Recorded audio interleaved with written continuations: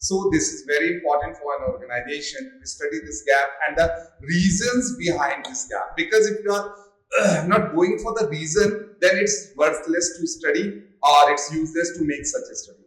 Only the purpose of making such a study is that to come around the reasons, to study the basic causes why such gap arrived, to know about the reasons which are responsible for such gap, and to develop or to make design training sessions according to the reasons. Moving to the next, we have so in this was again we have some numerical data also, that the expected performance was 1000 cars but actual performance was 800 cars, so there was a gap of 200 cars. Now why this gap arose? Why this gap arise? That we were expecting that will manufacture or produce 1000 cars, but we have actually produced only 800 cars. Why this gap of 200 cars arrived? We have to study this thing. So this is the gap concept for training and development sessions. Moving to the next slide. What is training? Now, what is training? Basically, in general terms, training is providing, updation sessions or upgrading sessions to the employees so that they can cope up with the new technologies, new techniques. They can work on new equipments and new machines. But according to the definition, training is a systematic process through which an organization, human resource, gain knowledge and develop skills by instruction and practical activities.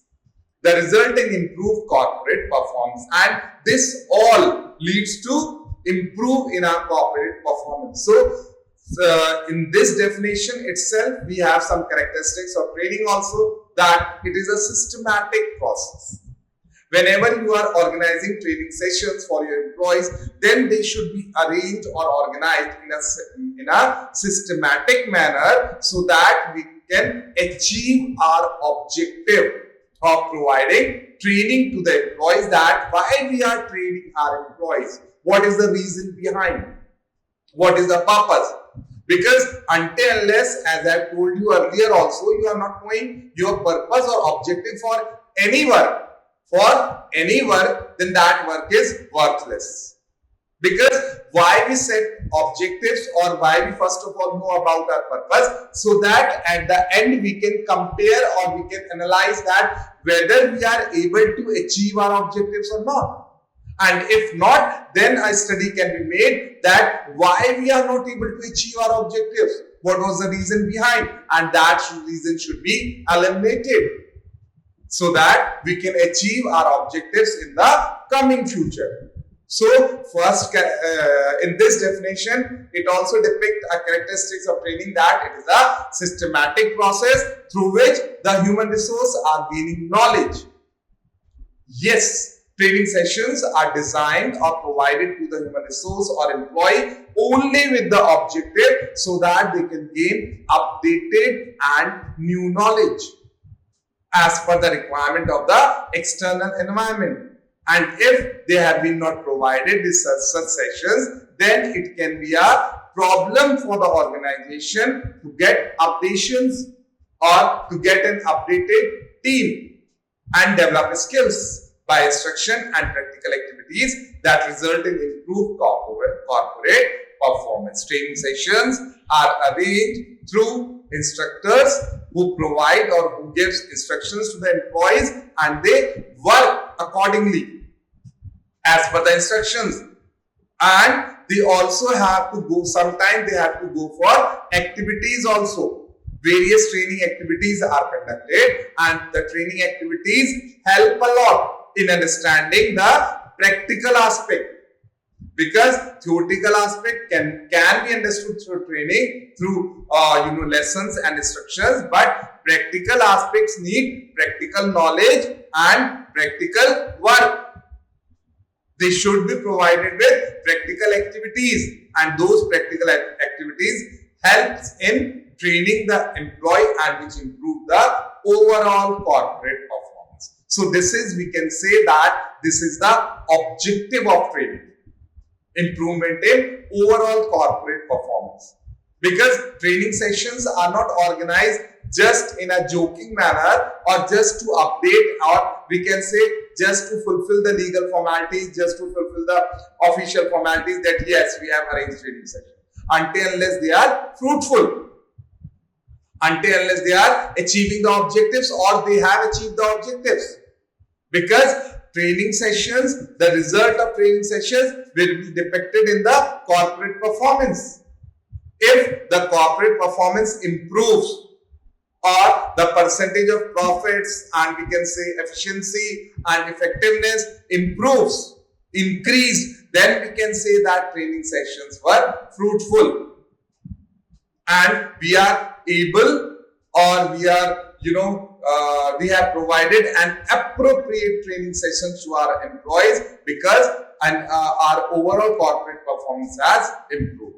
So this is what is training. I hope you all must have understood the concept of training or the definition of training, that what do we mean by training. Moving to the next, difference between training and development. Now, training and development are two interrelated concepts or two interrelated terminologies which are interrelated with each other, but they should be understood differently, and the difference between the two should be known and clear to everyone. Because if you take training and development both as same, then it can create trouble in the coming future. Because an employee needs both. It needs to be trained and at the same time, it also needs to be developed. Because at one phase in training, you are providing practical knowledge, and in development we are providing development in its personality, developments in its communication, developments in its attitude, because both the concepts are interrelated but at the same time they are different also. So we must know the basic difference between training and development and how these two should be implemented in an organization. An organization should go for both training sessions and development sessions. Because if you are providing only training sessions, then also it will be a little bit difficult. And if you are providing only development sessions, then also it will be a little bit difficult. So let's go for the difference between the two. Now, when we talk about training, training is short-term, task-oriented and targeted on achieving a change of attitude, skills and knowledge in a specific area. It is usually job related. So basically what is training? First of all, it is short term. Yes, training sessions are given for a very short time period only. We cannot have training for years and years. Training sessions are organized or arranged for a very short time period so that we can provide the training and employee can work on the updated techniques and technologies. They are always task oriented. Task oriented here means that we have some task attached with the training sessions we are providing and targeted on achieving. Now what is the target here? Next we are talking about the target of training. It is the target of training is change of attitude, skills and knowledge in a specific area. Training cannot change overall aspect of an employee. It can change only any particular or specific area of an employee which we have decided or which we have determined, for which we are providing the training sessions. It is usually job related. Yes, training is always provided related to any particular job or task. Training is not provided that it will be changing for the overall development of the employee. No, training is related with any particular job or task for which an employee has to be trained, and then he should work on that job or task with full efficiency. On the second hand, development is a long-term investment in human resource. Yes, development is an ongoing process. It is a cycle, we can say that. It is a long-term cycle which goes on during the working time of an organization with the employee. You cannot say that development stops. Development never stops. You should keep on developing your one or the other aspect, or we should keep on developing one or the other aspect of the human resource. So development is a long-term investment. It is a, we can say, a never-ending process or long process, which is developing each and every corner or aspect of it. Next, training needs. So this was a main. We have n number of difference between training and development, but this is the main difference between training and development, and I think this has made the picture crystal clear to you all that what is the basic core difference between training and development.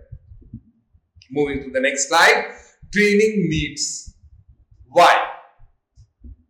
Why training is required? What is the need for training session in an organization?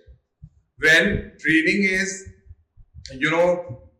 cost effective, training is, time consuming, training is cost consuming, then why should we go for training sessions? Why should we not let the employees work as they are working?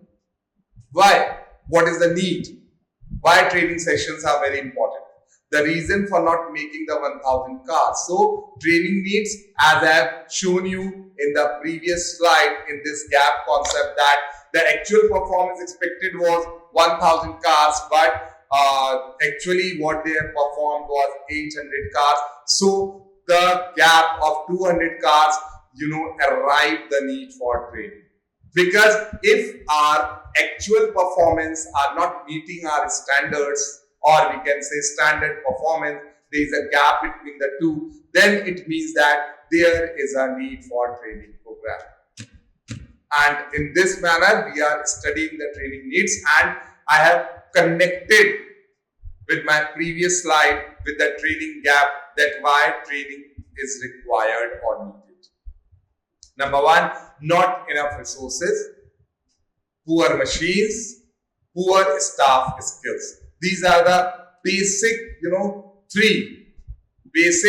three cause or reasons I have considered here. I have taken here that what was the reason that we were not able to manufacture or produce 1000 cars, and there was a gap of 200 cars between actual performance and standard performance. So the reason can be not enough resources. Yes, one of the basic reason can be that organization or the employer has not provided enough resources to the employees. Because if resources are not provided properly, or they are not used up to the maximum or optimally, then also our performance declines. So not enough resources can be the one reason. Poor machines. Yes, if your machines are outdated, the technology you are using is outdated, then also it can be a reason for poor performance, or we can say low performance. Then poor staff skills. The skills of your staff. Now, why the skills of your staff are poor? The reason can be that they have not given proper updated training sessions. They lack training sessions. They lack development sessions. So this can be one of the reasons that why the actual performance was not able to meet the standard performance, and the need for training arised. Moving to the next point, our training experts must analyze the situation to determine if. Now, these are the following points which I have developed or I have come up concluded.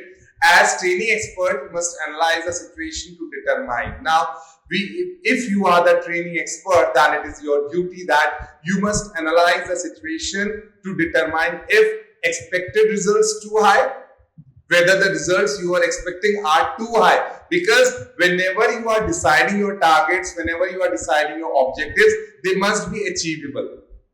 If you are deciding any objective or you are making your targets which are not achievable, then also it can be a problem for the organization and for the employee. Second, targets must be achievable. Is training the only way to make it happen? Now you have to first study that is training only required or there are some other reasons that can fulfill that gap of 200 cars. Because every time it's not compulsory that training can be the reason. Sometimes resources, sometimes working environment, sometimes your objectives can also be one of the reason why actual performance does not meet the standard performance. Are there other factors or other factors are also there which are leading or which are creating a problem in not achieving the expected